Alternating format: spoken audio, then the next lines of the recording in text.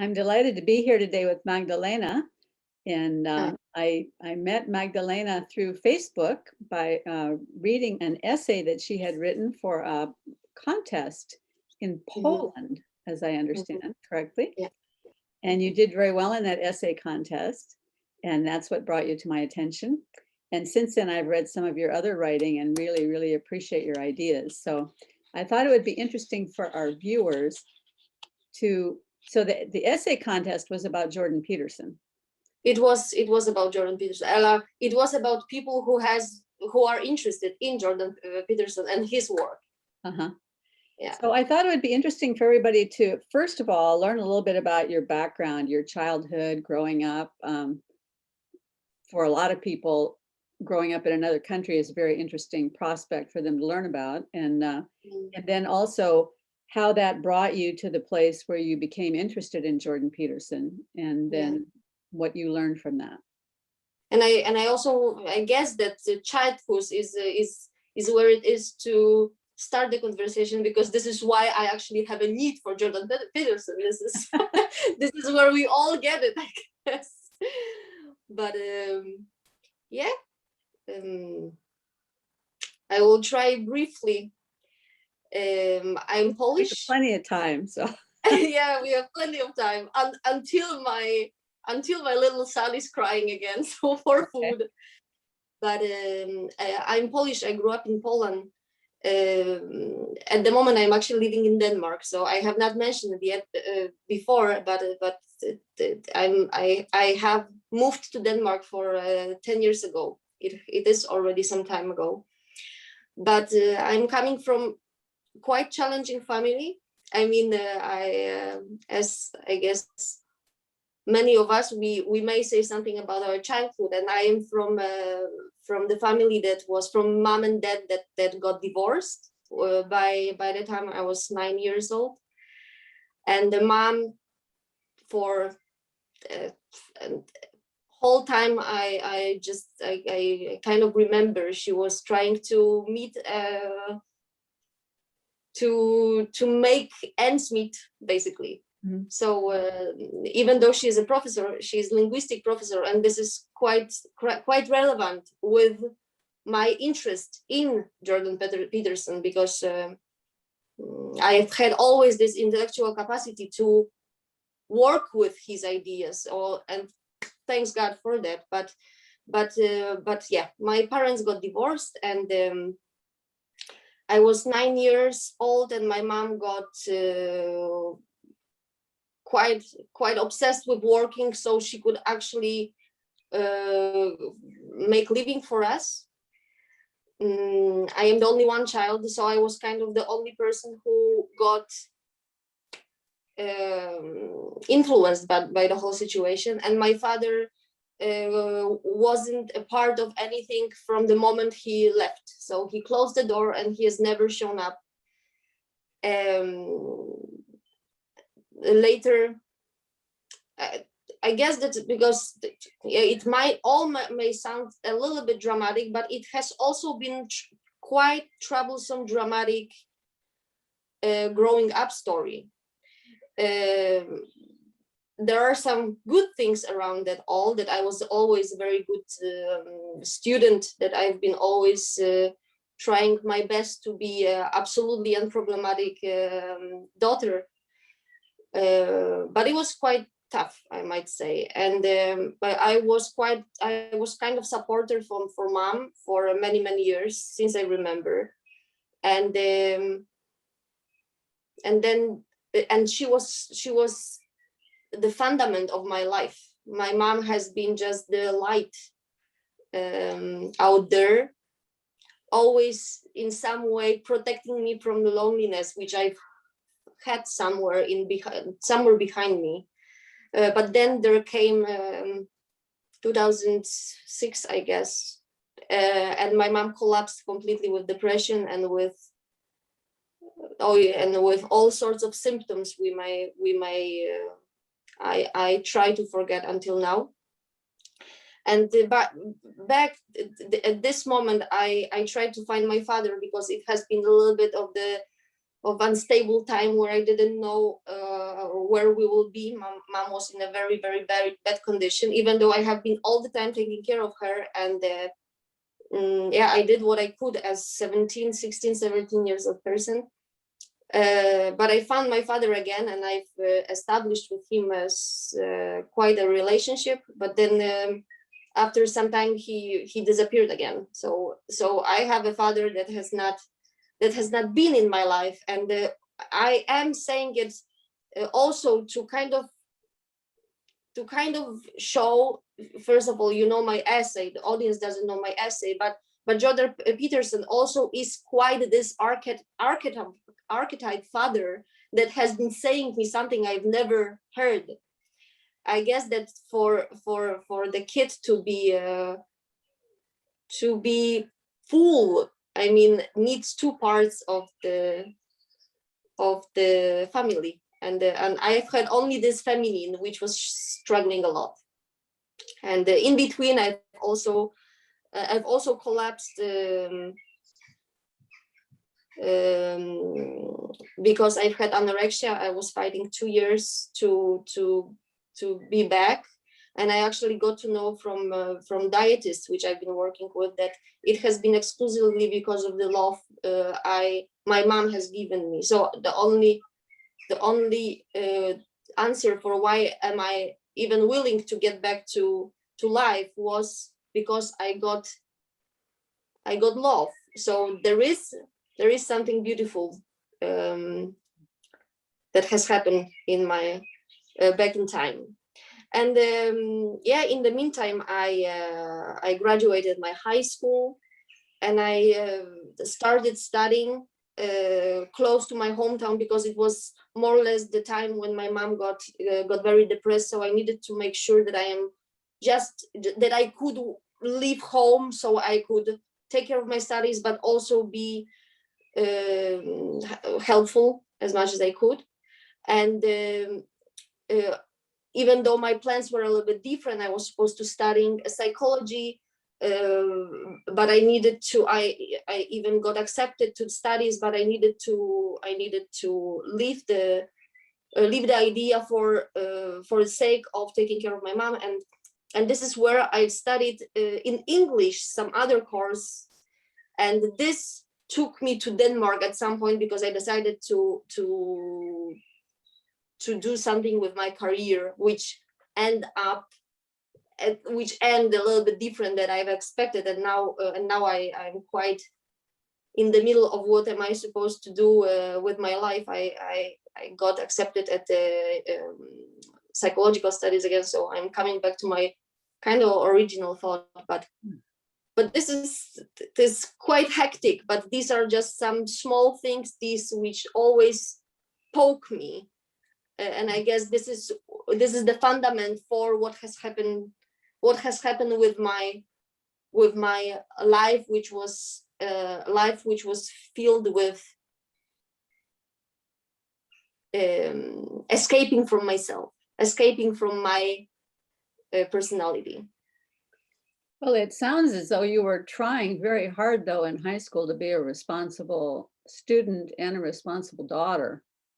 I definitely did. And I guess that this is, when you learn, when you constantly, I used to say, since because I was depressed for 4 years ago, I've been quite damaged, might say. And since back then, I started saying, what you practice grows stronger. And when your surrounding needs you, you practice to focus on them all the time. You practice to actually help them, to understand them, to be for them, to care for them. But by this practice, you kind of leave behind the practice for taking care of yourself, because there's just no space for it. And that's not bad until it's bad. So I think that this is not much time ago, and this was with Jordan Peterson, when I cherished his words of take care of yourself as you would take care of your best friend. This is where I understood, whoa, I've been taking care of everything around me, I am 32 now. So back then I was, let's say 29. And I've never gotten to know myself. I don't know how to respond to what I want, what I don't want. I don't even know what my dreams are. I mean, now I am the mother, and this also places me in some other place. I mean, this is also what Jordan says about parenting. I mean, this puts you in the perspective in some context, and it's not me. It's so relieving a little bit. Like, it's not me being the most relevant. So I do my best as mom, and I believe that this has been a role for me for forever. But where you take care of, when your focus is, and it was mine since my father left us, and I'm saying us because I was trying to keep him, but he also refused me. So it was not only mom that he refused. When my father left us, and my mom is very neurotic person, I was the only man to help. And it has grown within me so much that everyone else, after I've been meeting people, became the person I was to take care of, or I was to before. And I couldn't be me and be for them. I needed to find all sorts of personalities to feed them and to make them happy. I hope that it makes sense what I'm saying, and Yes, I hope absolutely. Yeah. I mean, yeah. And I can empathize with a lot of that, really, because I grew up in an alcoholic household, and it's very much the same. I mean, my parents were together, sort of. I mean, they were always fighting, but they were together.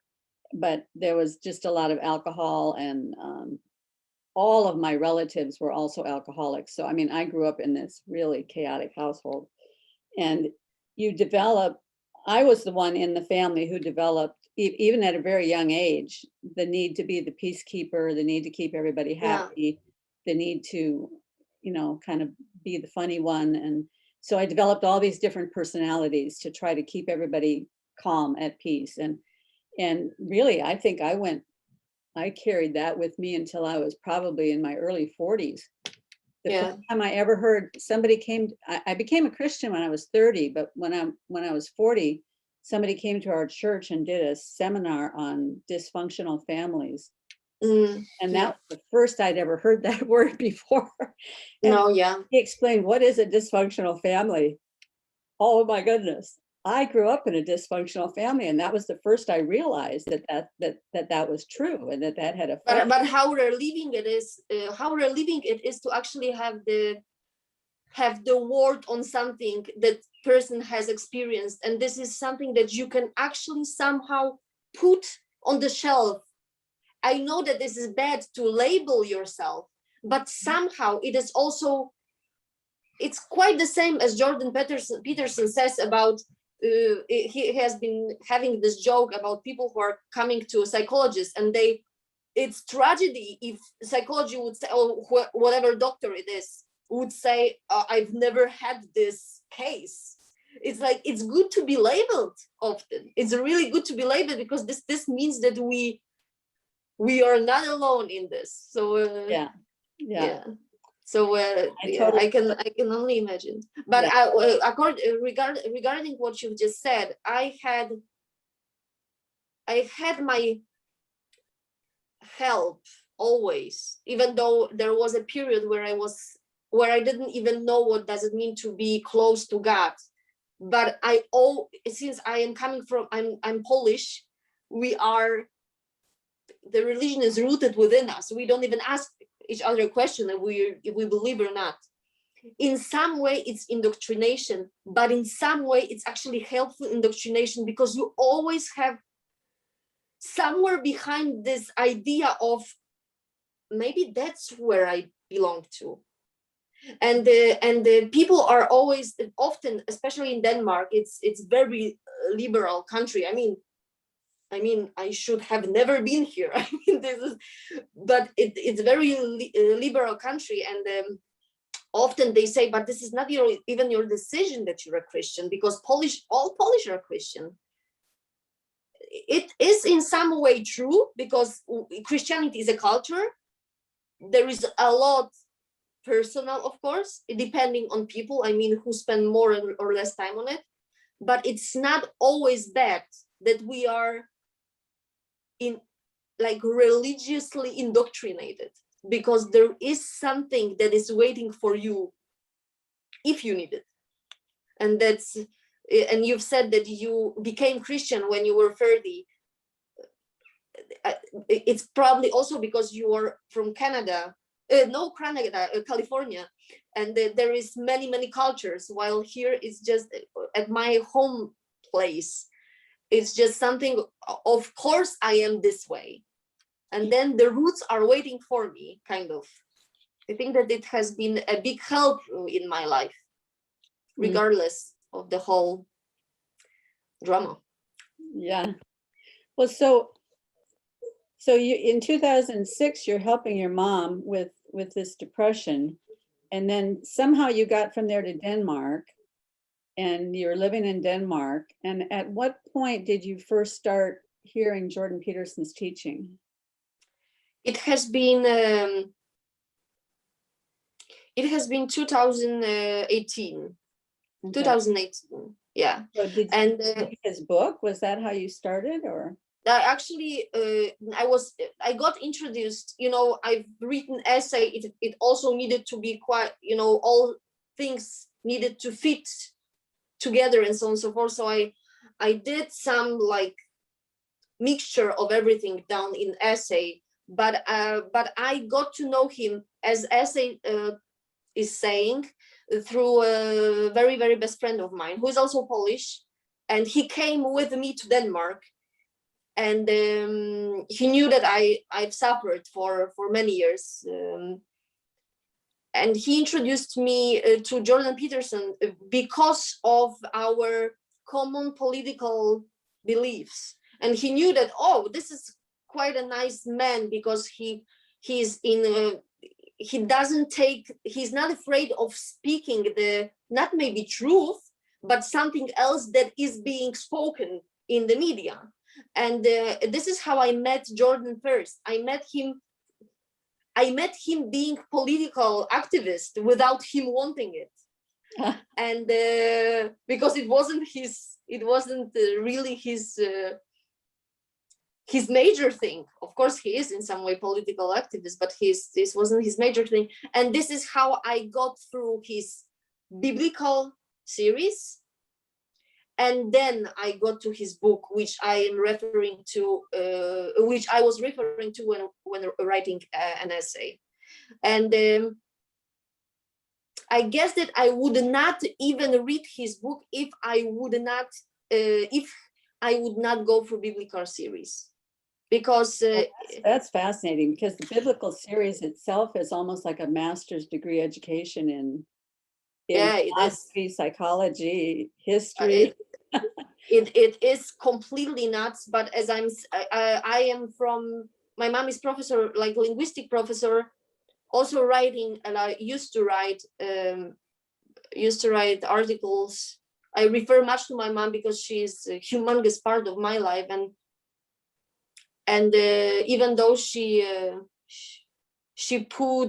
used to put a lot of troubles in my life, she put equally much value.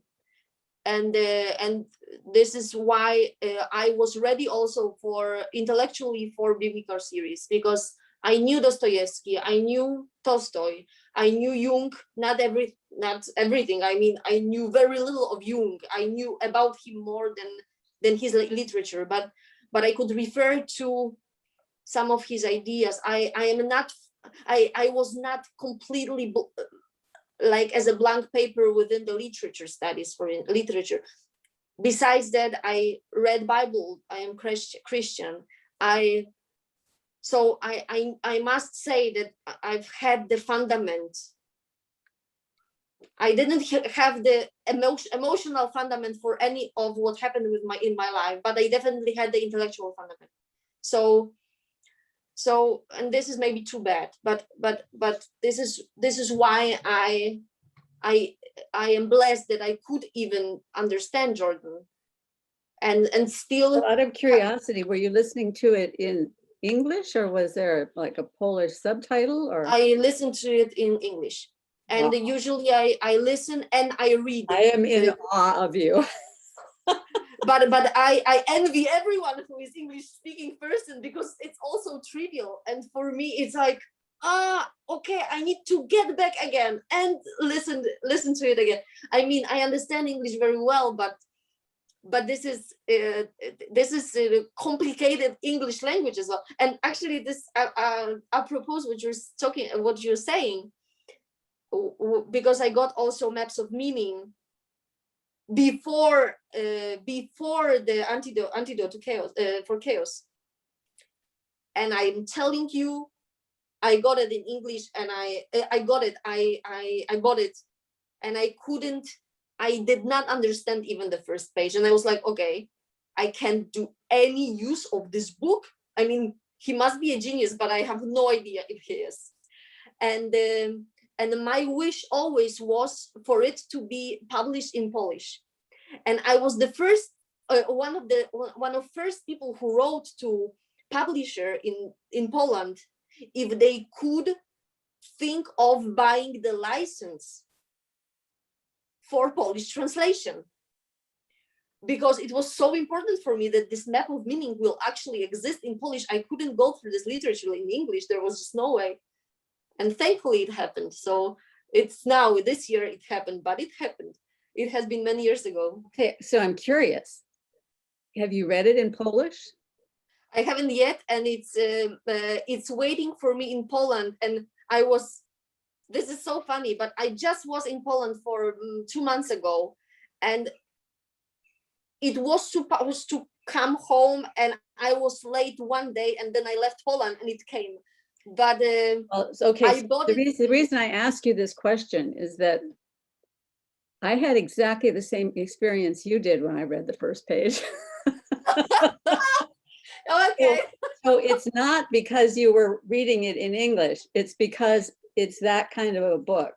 Yeah, precisely. And imagine that Jordan says, it took me somewhere between 3 and 6 months to read that book. And I was reading and also every day. relate to that. I mean, yeah. And but there is one little secret to reading the book, which he mentioned in some video somewhere, one of his university teaching videos. Yeah. So it might even be in the introduction to the book. At the beginning of each chapter, there's a section that's in a slightly different font, a different typeface. And if you're supposed to go through the whole book first, just reading those short sections. I actually read that. Yeah, and then go back and then try to read the book, because you kind of have to have the whole picture.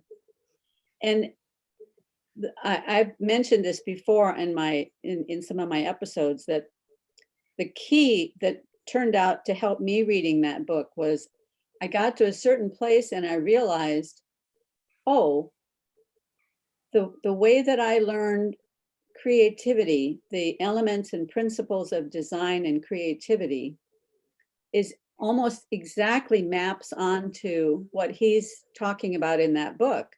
So I began to be able to see it through that lens. So I would read a sentence and I'd go, oh, if I translate that over here to art, it totally makes sense to me. And so I was able to translate the book into my artistic language. So you say that this was when you started painting? No, I started painting in 1999. Okay. Oh, because this would just be, yeah. But I, in about 2005 or something like that, I started taking a class in creativity that I ended up taking 8 times. So wow. I basically ended up memorizing all of these elements and principles of design and how they work in a painting. And it's that paradigm that fits so perfectly on maps of meaning. So I can read a whole chunk of the book now and translate it into this, because I really think that there is something about the elements and principles of design that are fundamental to the universe, all the way from the largest to the smallest, But I think that it's in the every whole, domain of knowledge. precisely, this is what I mean, that I think that this is, especially humanistic studies. I mean, there is a core that is common for all of them.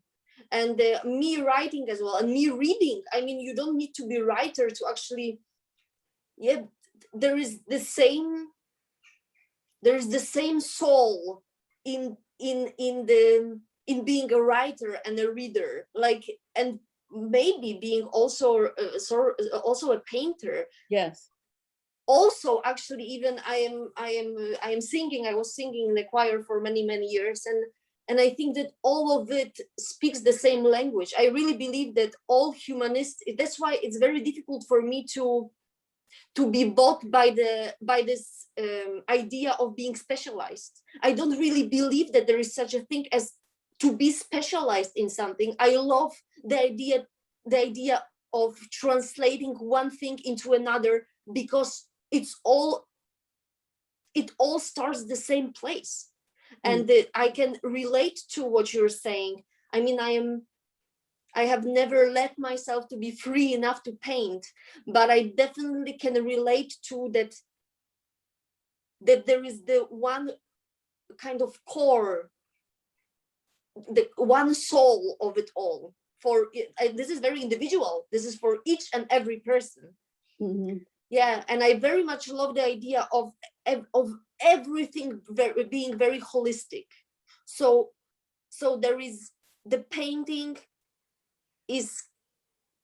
might be kind of the answer for what you're reading, and this is not even the answer, but it's something completing. And I very much believe that the whole humanistic study functions the same way, if we have message to be said. Because if we don't have message, then I don't think that we can say anything with any source of creativity.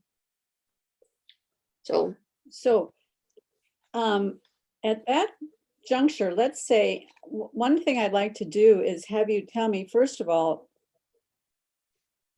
how did his work make a difference in your life? What did you see as the result of it in your life? And then I'd like to play a little clip of him talking about this business about every person as an individual. And then maybe we could talk about what he says, because I think it's an interesting little clip. Mm-hmm. Actually, in my story, it has been quite obvious, even though the general way he influenced my life is just obviously an enriching aspect that came into my life. He just enriched fully especially my intellectual life. I love, but I always say that it's not the big thing to listen. I always say to myself, it's not big thing to listen and to read. It's big thing to follow what we've listened, what we've read. You know, there is millions of people reading all sorts of books, personally, in developing books, all sorts of, as you say, you've been 8 times at some course. People go once and they leave and forget. So I was quite lucky with Jordan Peterson, because he introduced my life when I was quite down. I was struggling. And back then I also I started studying myself very well, because I didn't know how to help myself. I mean, I knew that there is time for me to get to know who I really am and what I really want. I didn't only go through many relationships, but just to make it a little bit, because my essay was written in a way that maybe people thought that I was in some sexual relationships. I actually wasn't. I was in a friendly relationships, and I was accepted by all people, because it has never been me, but it was always the smile to people. So for them to smile, so I've been just accepting everything and not necessarily thinking of what is there for me at all. and I was very much down. I also worked the place that my heart was far, far, far, far, far, far away from. And I started seeking for some answers for myself. And first I was listening to Alan Watts, which is like, and then Eckhart Tolle. I also went through him. And then there is John Kabat-Zinn, that is, he's from California, I guess. John Kabat-Zinn, he is the author of MBSR, it's mindfulness-based stress reduction program. One of the authors. It's amazing, amazing, amazing program for stress people. MBSR, it's called, and he's Californian guy, as if I remember well. And he actually, through him and through his book,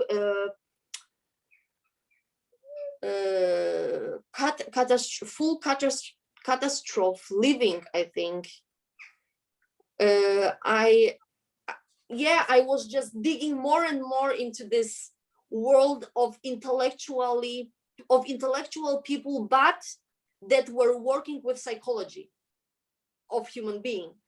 And I used to speak about it because I was very excited. And I used to speak about all of these materials to my friend Łukasz, who has at some point, I don't know if with the thought that he will help me, but with this thought of, whoa, I just found the guy who is really rescuing my ass within this political thing. Maybe you would like to listen to him. He's a psychologist, and he knew that I have this, okay, I will right now try to find out what psychologists need to tell me. And so I was very lucky in this whole suffer, because all of a sudden, I don't think that I would be so impressed by Jordan if that wouldn't be in this particular moment he came into my life. And then he came into my life, I was on the sick leave and not really knowing what to do, and having anxiety and depression and crazy stress. And actually being also far from home, from mom, quite lonely, because it's Polish in Denmark. I mean, I have friends, but what these friends know about me? I mean, I lied to them. Yeah, and I lied to myself. So that was the thing. And this was, and then when Łukasz, when I started listening to his biblical series, I started seeing, I got scared where I am in my life. I got quite scared. I mean, I got scared that I did not pick the right path, because already in biblical series he was saying, the further you are from truth, your own truth, and you always know your truth, but it's somewhere, it's a little bit like onion. It's, you know, you kind of need to find this core of yourself, because you've created, I will not even say that environment, you've created so many layers on the onion. And I couldn't find the core. And he was saying, the further you are from the truth, the worse from you, basically, and the worse for the whole universe, because maybe your truth is something that could help the neighbor, but if you're lying, you will collapse and he will not get help. I mean, that's just like simplification of what we could say Bible says and Jordan says. So biblical series, they also, this was the way. And they also got to me because I'm Christian. It was nice to listen to the guy who isn't afraid to stand for something that I believe in.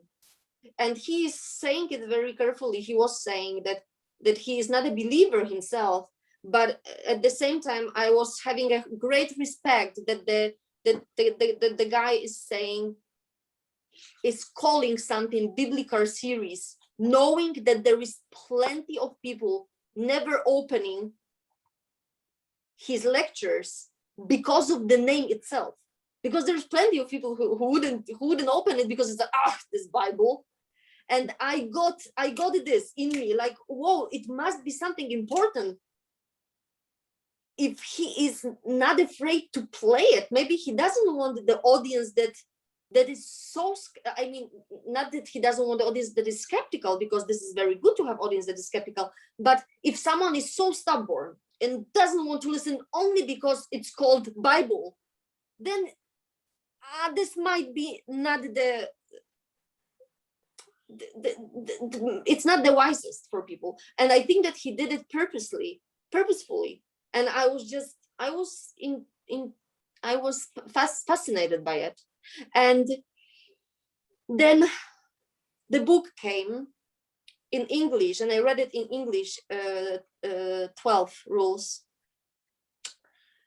And yeah, and then I actually think that it was better for me to read it in Polish, even though I might say that book is already kind of, you know, when you listen to biblical series, then the book doesn't come with so many new things. It just comes with structure around these things which you've already learned from Jordan Peterson.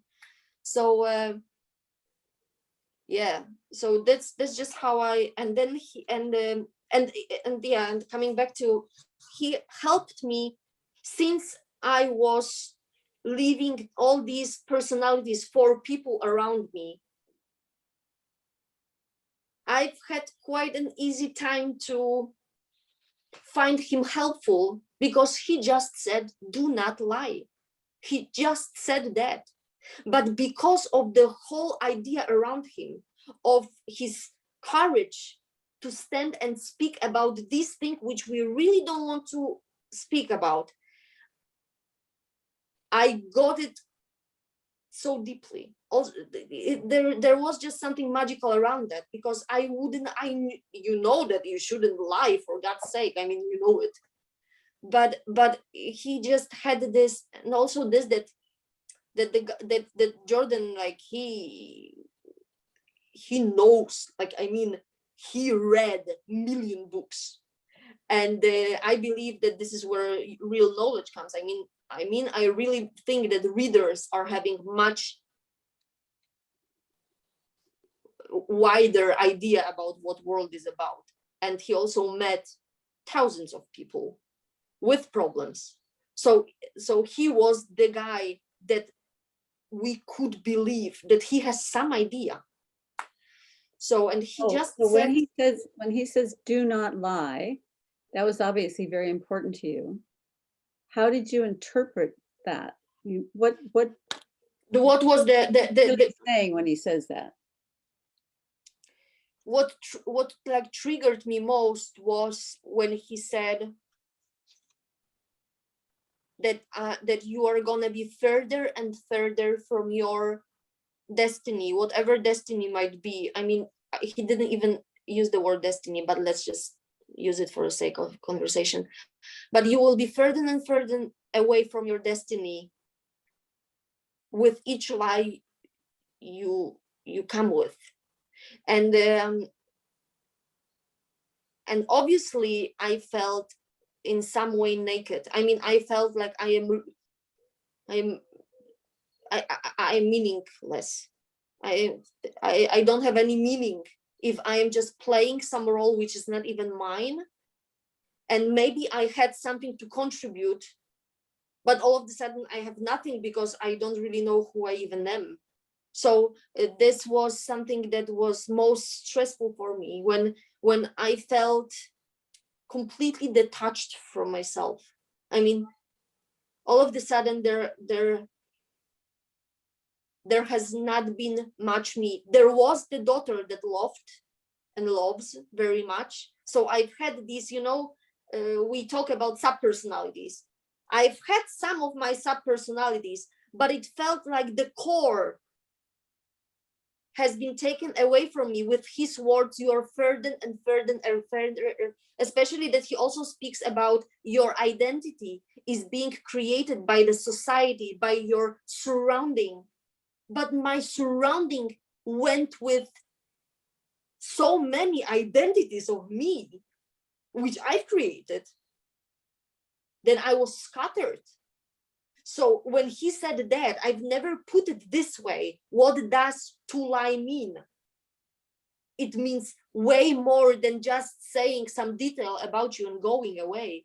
It means sending the message to people around and then taking this message and you losing yourself. I mean, I also visualized many things and I felt very scattered, like as the particles somewhere there, and me just needed just being alone with something which I don't even know what means. I mean, that's why I will still say that the only thing that kind of rescued me back then is that my mom knew who I am.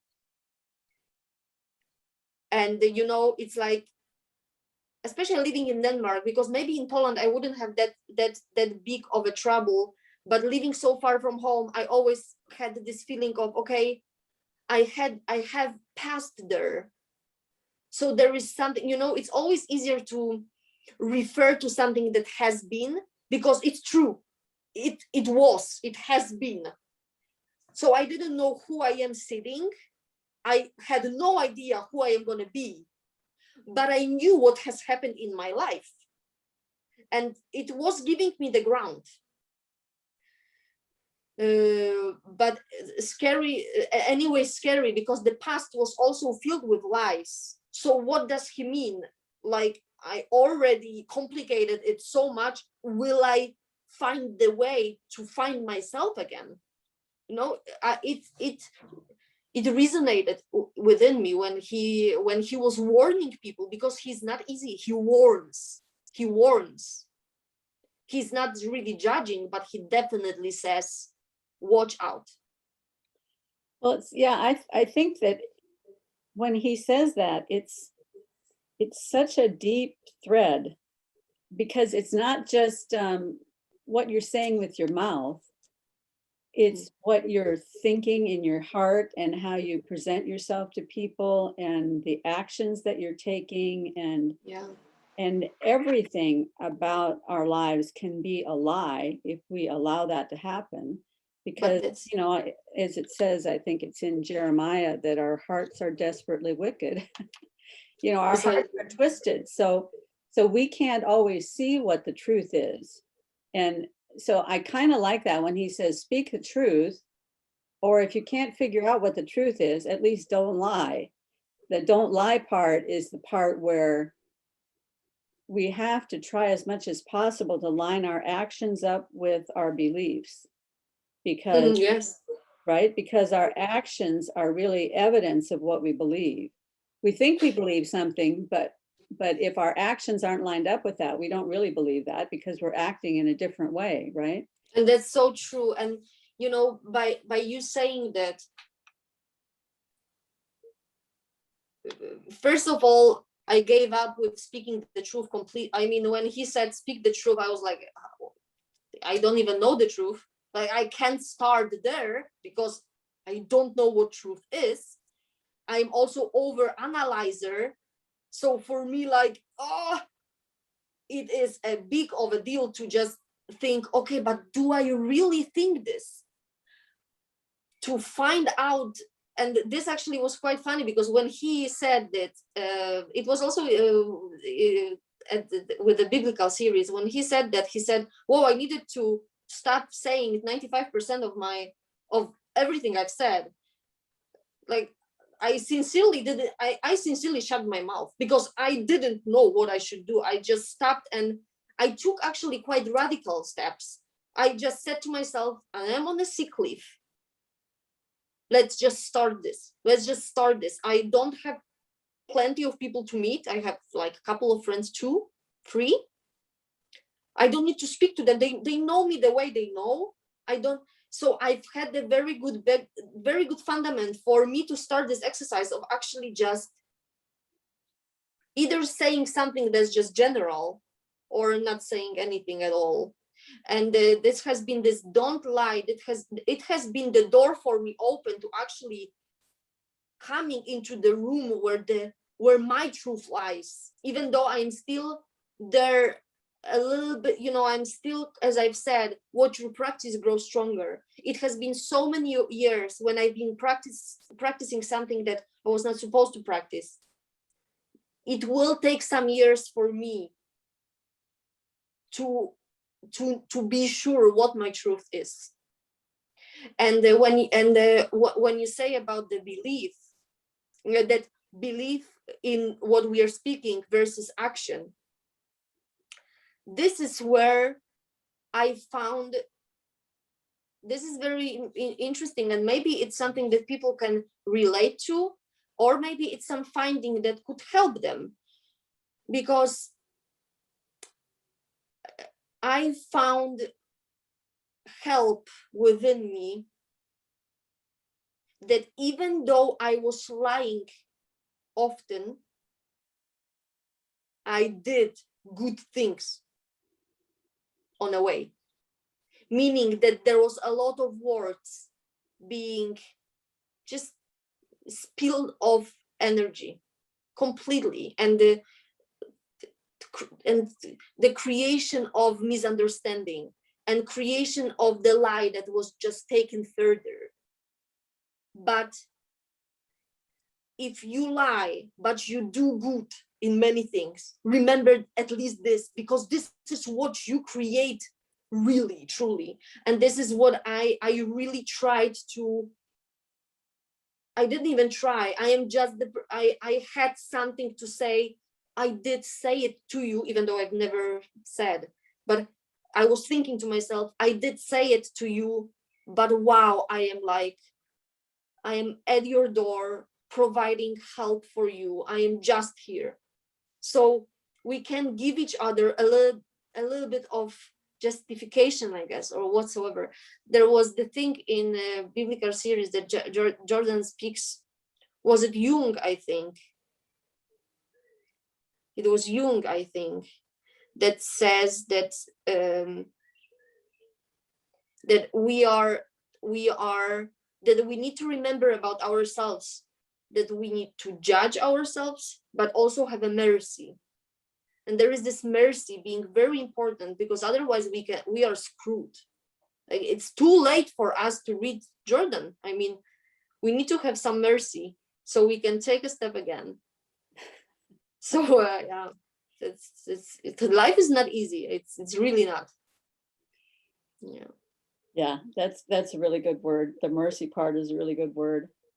So I want to share screen here and play this little video clip of, this is one of Jordan Peterson's Q&A sessions at the end of his 12 Rules for Life tour in Melbourne, Australia. Okay. And we'll listen to 3 minutes of this and then tell me what you're thinking from it.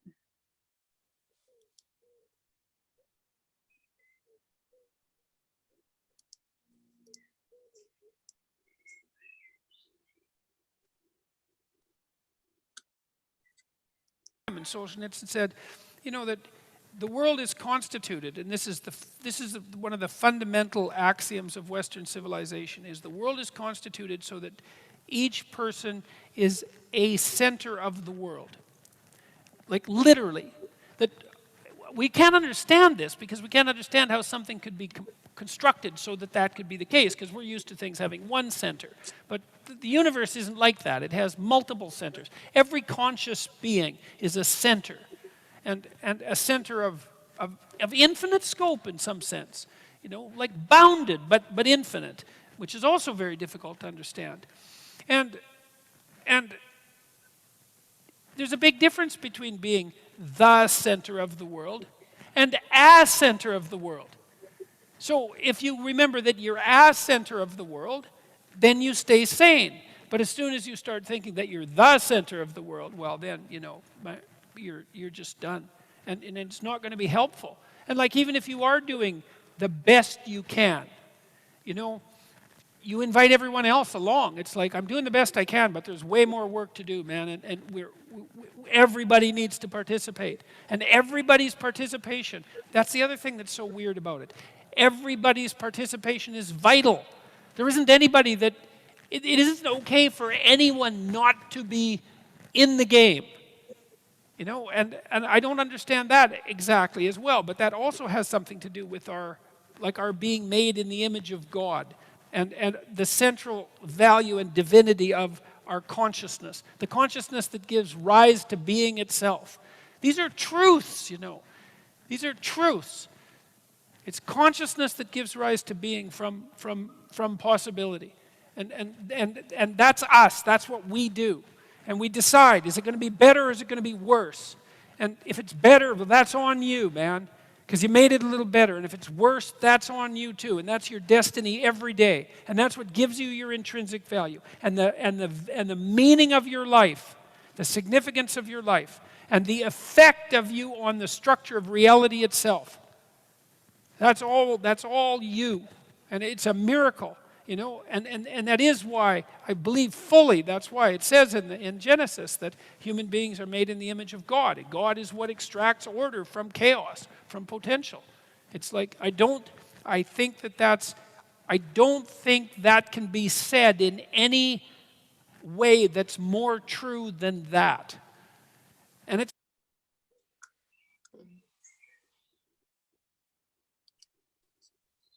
So does that give you any thoughts? Isn't he just so strong and harsh? I love this. I love these people who are not afraid of being these. I mean, but yeah. It kind of makes me think of what it must have been like with the Old Testament prophets, when God told them to go out and say something that they had to say, and oftentimes what they had to say was terrifying even to them. You know, they would run away. Jonah ran away. He didn't want to have to do that. And but who is surprised even? Who is even surprised? I mean, Yeah. this is, yeah, it's, but what did you think about when he was saying every single human being is a center of the universe? but yeah, Not the center, because thus, if you think you're the center, then you've gone off into the loony bin arena.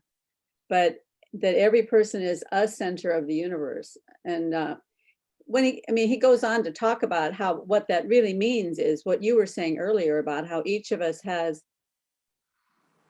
the responsibility to find out who we are, because our individual our individuality is, oh, you know, I didn't play the end of the clip. I got to go back because he has okay. one more minute where he says this thing, and he says it much better than I say it. So excuse me. Let's see. Yeah, let's listen to this last minute. It's a hell of a thing to contemplate. And especially when you think that you actually believe it. You know, because you do believe that you have intrinsic value. Our whole legal system is predicated on the idea that you have intrinsic value. Even if you're a murderer, even if you're accused of something absolutely heinous, there's still something about you that has value outside of the dictates of the state. And you treat other people like that. You know, if you're going to have a friendship with someone, or an intimate relationship, or love for a child or a parent, you treat them as if they have intrinsic and transcendent value. It's like, well, is it true or not? And if it's true, well, maybe it's an inexhaustible source from which you can draw. It's possible. It seems to be the case. And it's worth the experiment, because, like, what the hell else do you have to do that's better than to try that? So there you go. So we have this inexhaustible source from which we can draw, which is the transcendent power of the universe. And basically he's talking about God. But it depends on our individuality, because each of us is a part. You know, earlier he said, how can it be that each of us has a role to play? Every single individual has a role to play. And it may be because he's not as familiar with the New Testament as he is with the Old Testament. But you know how in the New Testament, where it talks about how every member of the body has a role to play, the thumb and the toe and the eyelash, you know, each one of us is a part of the body, all the parts are necessary. So every single person needs to be the individual person that they are in the role that they are born to play. Yeah. And I don't mean this in a deterministic sense. It's not that you have to live out your fate or anything like that, because within that there is this infinite scope of possibility that each of us can live out our individuality. But it is important for us to be true to that individuality and not take on a role in order to please other people, because then, as you said, we lose the scope of who we are, and that's our center, right? Yeah, and our path, you know, because this is Jordan actually, even though he is so tough, we need to understand, we don't need to anything in a liberal world, but we kind of need to think of him as he is also helping us. He's saying, you have a meaning. You remember, don't screw up because you are meaningful. This is he's actually talking exclusively about it. Also in this particular video, he's talking about take responsibility for yourself, but also for others. Take responsibility. You are meaningful. This is why we take responsibility. Otherwise, what life is about, it's actually, it's a struggle here in Scandinavian countries. I mean, life started to be so individualistic that people are dying of depression without having any deprivation, any problem whatsoever, because we don't need to be for each other. We don't need to do anything. We don't need to act anyhow. And he's completely all the time saying, take responsibility, being a center of the world. This is another thing. You know, for something to be created, it needs to first be kind of, you know, we are all coming from the cells. First, we are like kind of scattered and then put together. The put together, the action is also taking responsibility for yourself to be solid and go in manifest to the world. And solidity cannot become of some fluffy parts which are not knowing themselves. I mean, of course, you're also getting to know yourself throughout the whole journey, but it is with this idea of having the I'm. The ultimate I'm is not your I'm, like forget it. But if you are going there truly with yourself today, even though tomorrow it's gonna be shown that the truth is different, but it was still your truth yesterday and still your truth today, then we are taking care. We are taking responsibility for ourselves, and we are take responsibility for all people around us. Also these which we are in the global world, like we are so interconnected. If we all lie as I did, we are all gonna end up schizophrenic, because like you need to be responsible for you knowing yourself so you can communicate something with another person. This is why my mom always, she was talking a lot. She was teaching mostly about the meaning of communication, and I have lost this meaning of communication for some time, yet knowing the whole principles. But what do we stay with if we won't be able to communicate? And to communicate is actually have the common fundament which needs to be true. This is like, and we can also discuss what is true and what is not true, but we've also agreed upon some truths. We know what's lie. Unless if we say, I don't know what lie is, then we are screwed. We can also like kind of question everything. Mm-hmm. So in this episode, in my opinion, this is what also like kind of, you know, this is the stress that is coming from the past. When I think, whoa, I was not taking responsibility for being a center of my own, being a center, not of my world, being a center of the world.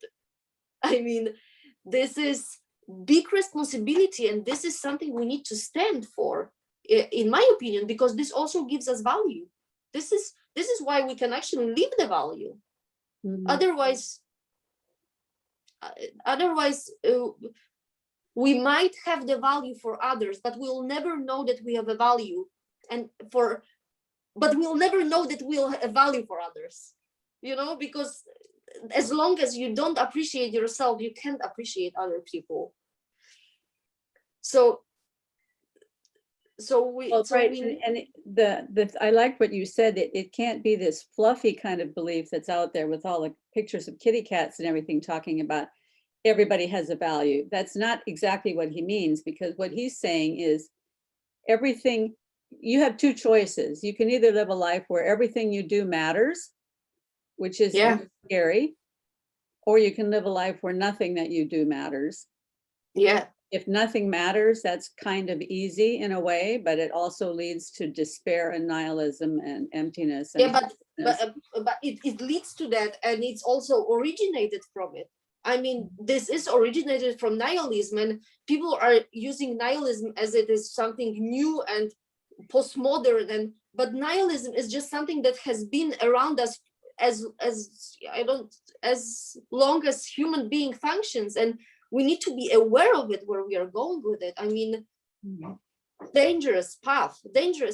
If we do not agree upon that something is more important than something else. I mean, if we agree upon that looking at the iPhone and looking at some Instagram photos is your role of life, society is screwed. I'm sorry.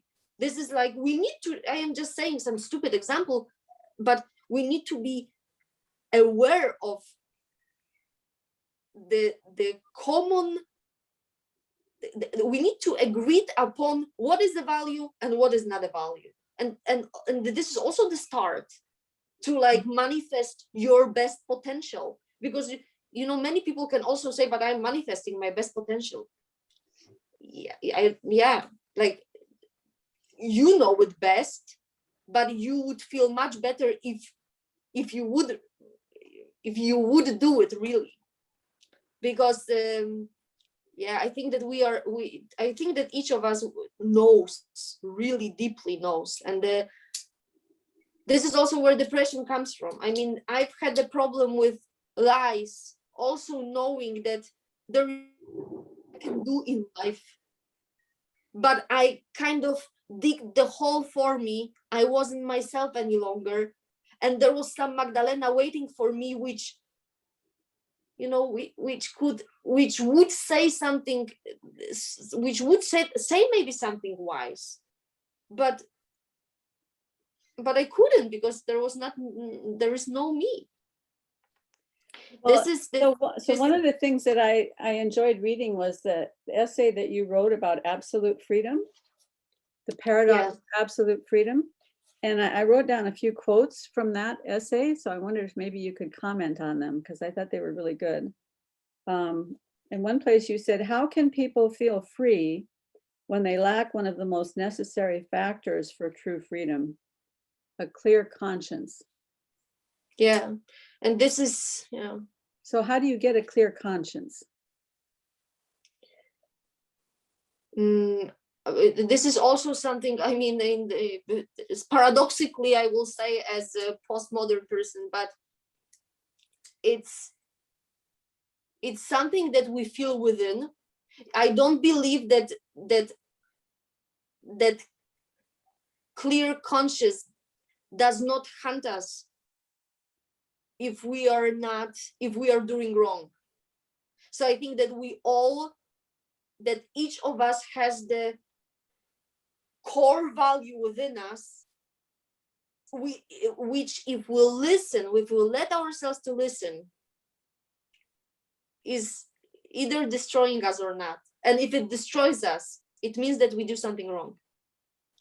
And there is this, and it's about suffering again, but the suffer actually helps us, because this is also why it's also this concept of sub-personalities. If something screams in you so much, it means that you're doing something wrong. you're doing something wrong. So I think that clear conscience comes from within, but people are people think short term.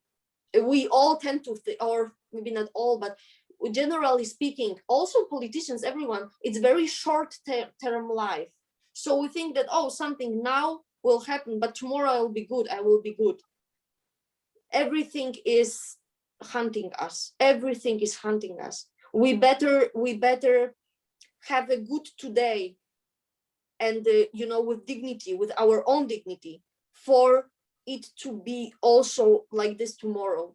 Because if all the problems we are creating ourselves today, and we are living without clear conscience, we are just, you know, kind of putting the priorities not there where they need to be. They will hunt us. And actually, this is also something that Jordan Peterson says about. And this clear conscience, I believe that this is, I don't want to speak God because, but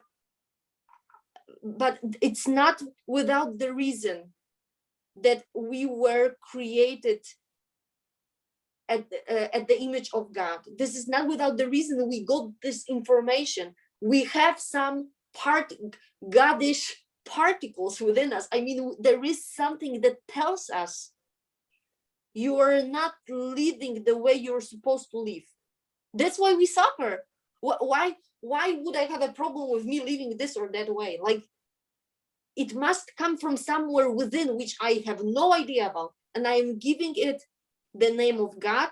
People can give it the name of prehistory. It doesn't matter, ancient, like myths whatsoever, but there is something we have no idea what it is, and it tells us, it eats us. And when I wrote the essay, the second essay I've sent you, the particular topic about the elderly, it's something that because I advocate very much for people to be responsible for each other, especially when we suffer and we are like suffering physically. But I know what to live without clear conscience means, and I know that it can scream very much within me. And I hope always when I listen to people, I hope that sometimes when it feels like their energy is not right or something, I hope that they also know. And if they don't know, they will suffer enough to know it later. And I don't hope for anyone this, but I just know that we are intrinsically, we are actually good. I mean, there is just good in us. That's why we are able to do good. But I believe that to be good requires much more than to do bad. And to do bad doesn't mean to kill. To do bad means to just do what you are capable of without anything more. It's to do bad. Well, so here's another quote that kind of fits in with that you said. I thought this was very well put. Those who underestimate their potential are victims of the dictatorship of a pragmatic, comfortable, and very temporary world, being pushed by winds of comfort and no responsibility. I just thought that was very well put. The victims of the dictatorship of a pragmatic, comfortable, and very temporary world. And it really does feel like that. I mean, if I begin to let myself drift, if I begin to let myself do what comes naturally and without making it, without thinking about my actions and my behavior. Yeah. For me, one of the areas where it's very difficult for me to live my values is in eating good, healthy food and only as much as I need of it. Okay, that's where the truth comes down for me. I mean, it's because, as Jordan Peterson would say, it's a performative contradiction if you are not taking care of your own body, right? But if I let myself start to drift, I really do feel like a victim of the dictatorship of the pragmatic, comfortable, and temporary. Because that's the comfortable thing to do in the moment, because I'm only thinking about the temporary world. I'm not thinking about the future me and the consequences I'll have to bear. But I also got to thinking about how when our actions of today are not only building our future, they're also building our past. Because our past is composed of whatever we did today. And our past is something we have to look at for the rest of our lives. So all the actions that I take that are building today as a bad day is stacked up behind me. And I have to think about that all the time, right? And that's where we always say that at least we have memory to come back to. Let's be aware of that, because our memories might not be the one we wish for to have when the bad time comes, and they can kill. I mean, this is to take care of our present. This is why I'm sorry that I'm using the hatred as, but I hate this nihilistic problem. I mean, and also the whole idea of this is very, very postmodern. I mean, modern, to have the idea of living here and now. People confused a little bit what does here and now mean. I mean, it doesn't mean carpe diem, let's just forget it all. It rather means what Jordan Peterson, and actually the guy, he was talking with him, what is this guy, Jonathan Peugeot, he was talking with, they've spoken about, I lost the thought. What we've just spoken, living here and now. The here and now thing is to be, this is what I wanted to say, to be attentive. This is what live here and now. It's not carpe diem, for God's sake. It's not this. I mean, maybe in some way, I mean, this didn't come from stupidity, but we just take it very temporarily. It's very temporary attitude to say carpe diem. No. Here and now presence. To live in here and now is to actually be involved, as we hopefully are in this discussion. I mean, this is living here and now. This is to put attention into something fully. I mean, not many people, like, I mean, you can know it very well while painting. You wouldn't be able to create anything if your head is somewhere where you're like making grocery. This is not how it functions. So we just play with words a little bit too much. I mean, living here and now, it's precisely this what I've written in this small part of the essay. This dictatorship of temporal life. It's dangerous. It's dangerous for us, and it's dangerous for everyone around us. That is not sustainable. It's not sustainable. Thinking here and now and just being happy here and now, it's not sustainable. I don't believe it. I will also say something actually quite personal for me, since I am mom now, and I've gone through, in my opinion, humongous lessons in life. And my mom keeps saying that I still know just a little bit. So I am just ready to take it on my chest. I mean, I don't know how much there is supposed to come more. But my Bernard is 1.5 years now. So I'm not very, but I'm trying my best. But this sentence just reminds me about, I decided, I am living in Denmark, very liberal country, but also very indoctrinated. I mean, we are here, each and every person lives here as each and every person, like kind of the system decides, because people are having very good life in here, and I understand it, and I appreciate it. I mean, economically it's very good life, Denmark. But what I have observed is that, you know, when you're becoming parent, or when your parents are older and older, no one is asking themselves a question, what we are supposed to do now. Like, of course kids needs to go to this place where you're putting the kids to be, you know, after you got birth, and let's say you've been 3 to 6 months home with the kid, then it's going to go and to the institution to take care of it. And the same is with old people. And my problem is not that people are doing that.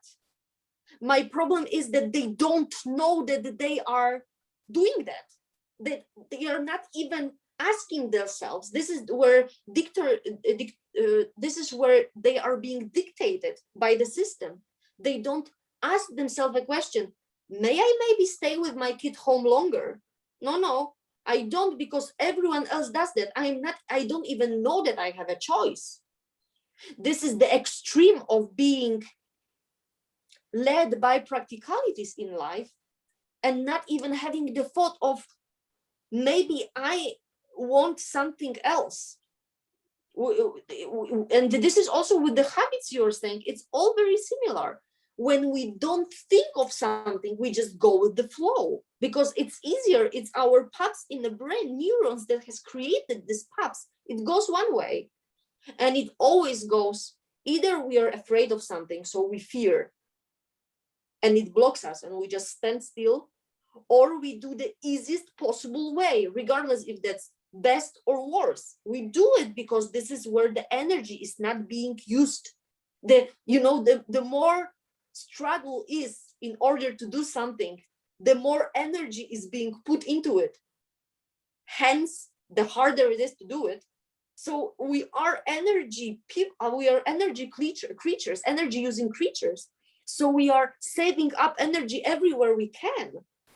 So obviously, when someone is telling you, or when your body is telling you, or my body is telling you, the easiest possible way, we do it, unless we think, unless we are giving ourselves this, the only thing that people have, I mean, this reflective mind. And this is what I mean by this being blind and just going with the flow, and completely losing the ownership of our life. That we do have tendency to that. And that's not good. That's not good. So I have one more, and I wanted to ask you what this one means, because I didn't quite understand what you were getting at, but it might be a limitation of my education, because I don't have nearly the classical education that you do. You're quoting someone named Mickiewicz? Mickiewicz teaches, measure your strengths against intentions. Mm-hmm. And you say, why not intentions against strengths instead? What do you think Mickiewicz means when he says measure your strengths against your intentions? Let me just have 1 second. Because sometimes I need to tell myself something in Polish. Mm-hmm. I am free language speaking person all the time in a house, so it's very I understand. That's crazy. My mom doesn't speak English. Lese speaks Danish. I speak Danish with Lese, with my mom Polish, and then we kind of sometimes come with English and when. But what he means by that is this is something relevant, I think, and I wish that Jordan actually knew Mickiewicz, even though he's far from. I don't think that he's so known, and I don't think even that he's translated into English language. I don't know, but what he means by that is that he actually speaks about our potential. I've never put it this way before, but he says that we should not do as much as we have strength. We should create the strength to do what we want to do, what there is for us to be done. So, because often we say that this is how I am. I mean, I can work 4 hours a day, and I will work this 4 hours. I would like Mercedes. I mean, I will just be very materialistic at the moment. I would like very much Mercedes, but I am just done the way that I cannot work more than 4 hours. I mean, and I am very sad about it. I am just extremely sad about it. If you really wanted this Mercedes, you better create the strength for you to get it. And what he means, but it's because he has written also many books, but what he means by that, if we would talk more about what Mickiewicz said, is that we do have potential to have all of it we want. Of course, Mercedes, this is a dumb example, but I mean, we have there is a potential within us, which Jordan speaks about. Like, there is this thing that we are all the time striving for. We don't know why we are not enough, but we are not, apparently. And then Mickiewicz says, don't be stopped by how much strength you have today, because you have much more strength if this is your goal. And this is what this is what I meant. We tend to think it's impossible for us. It's impossible because, because there are circumstances within us. But there is nothing impossible. It's us not knowing that. It's us blocking us. It's just like, it's always as I want to be, Meg Ryan, like second Meg Ryan. I mean, I will never be that. I might not be Meg Ryan, but if I really, really put my energy into being better than Meg Ryan in acting, then I would be. I mean, whoever Meg Ryan is. But this is what he meant. So I guess that it's close to what Jordan says about this, having this striving for, aiming for the best. You don't think that you can get there because you don't think you have enough strength. You won't even try. Remember that you have the strength. It's not strengths that are a problem. Strengths will be created. It's a little bit like Jesus talks that this is actually quite like, for them who have everything will be given, for them who don't have anything will be taken. We can also kind of translate it into that. If you believe in something there, you are already, through this belief, giving yourself energy to actually manifest it later. And I'm right now kind of coupling it to energy, because I also meditate on the idea of how much energy we waste and save within us. Today, for instance, I've had the day I really didn't know if I will meet you. I knew that I will meet you, and I was looking forward to this very much, also to actually gain energy, because it was very energy costly day. So this is, I get again to the energy, because this is how it is. I mean, we have more energy than we believe to make things happen.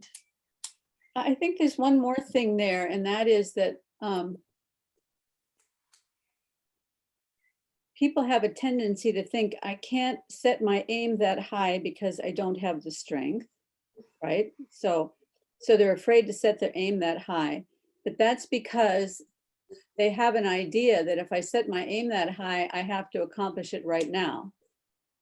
But the way Jordan describes it, I think, is so helpful when he says you set your aim on the highest possible good, and you start moving towards it, it's going to move because maybe your aim wasn't correct in the first place. And as it moves, you have to adjust your course. And, maybe you'll have some failures along the way and you'll keep moving towards this moving target. But what's happening is that with every movement towards this moving target, you're having experiences in life, maybe failures, maybe suffering. All of those things are building your strength. Yeah. So you're gaining strength all the time. And that's the strength that you need to achieve the goal eventually, is the strength that you're gaining through the experiences that you're having, right?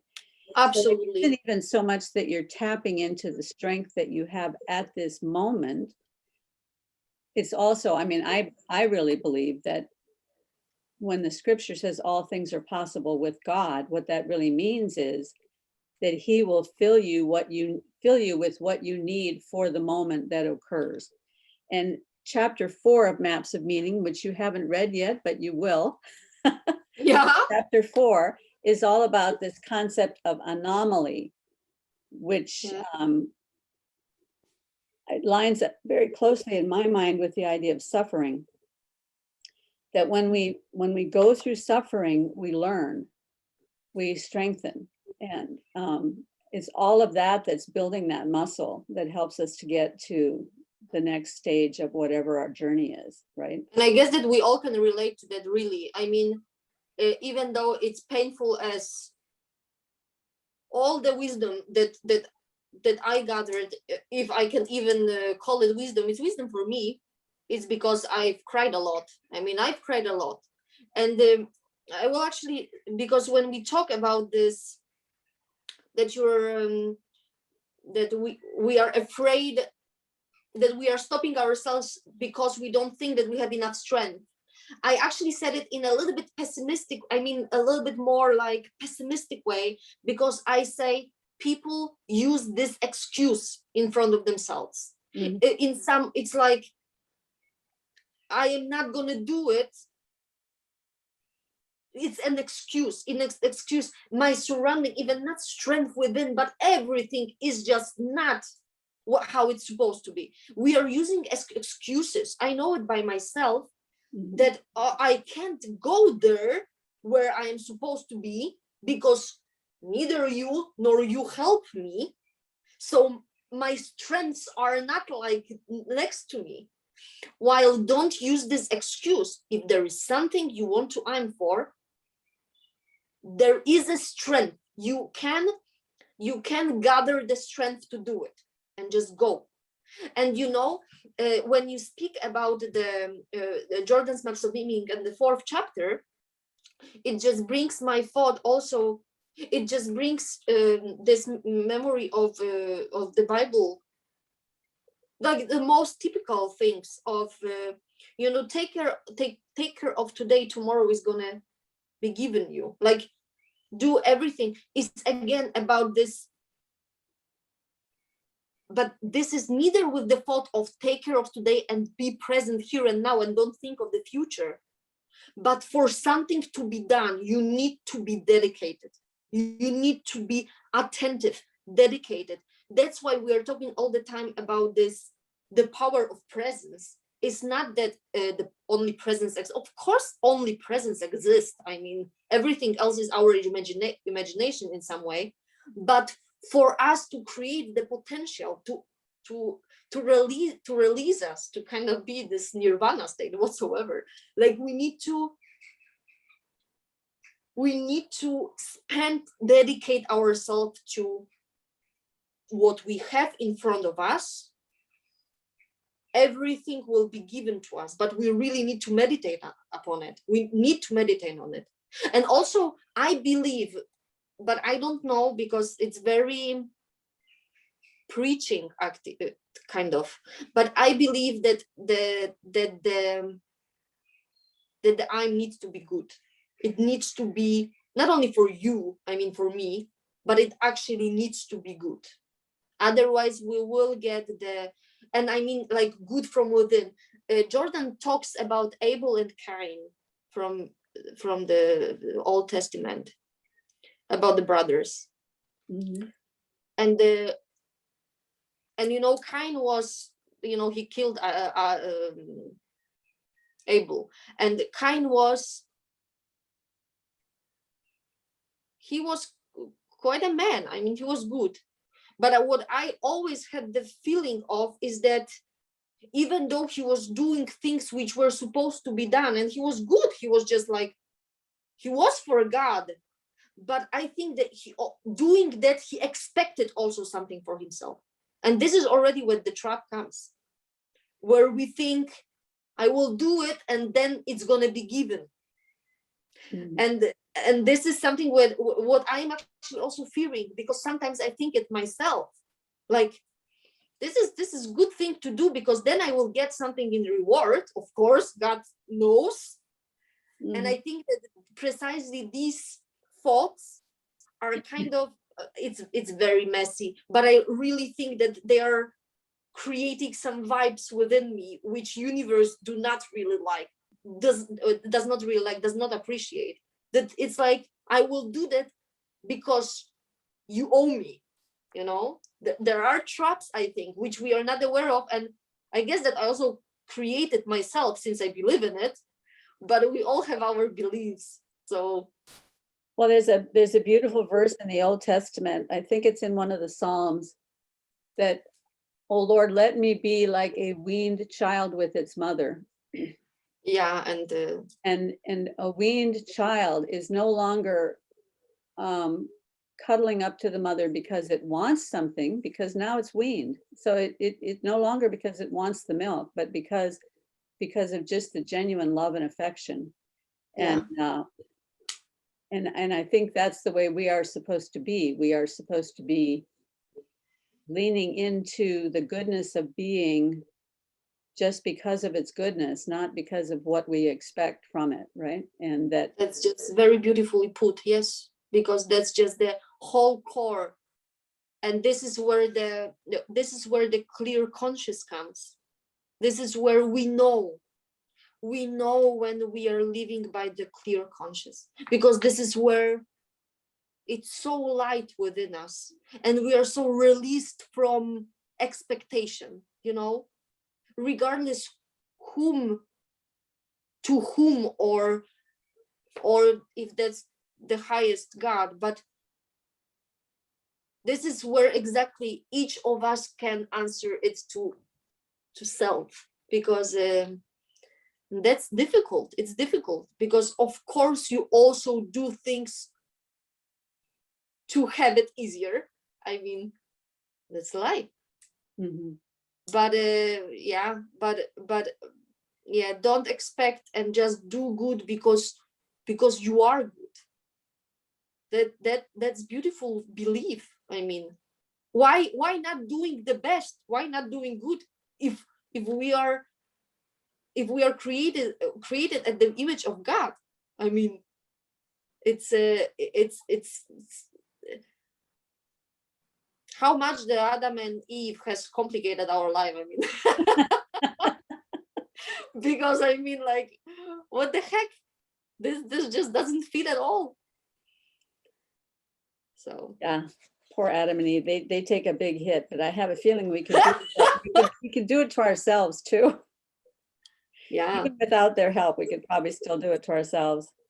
Well, this has been an absolute joy, Magdalena, and I hope we get a chance to talk again sometime. Maybe after you read Maps of Meaning, we can have a conversation.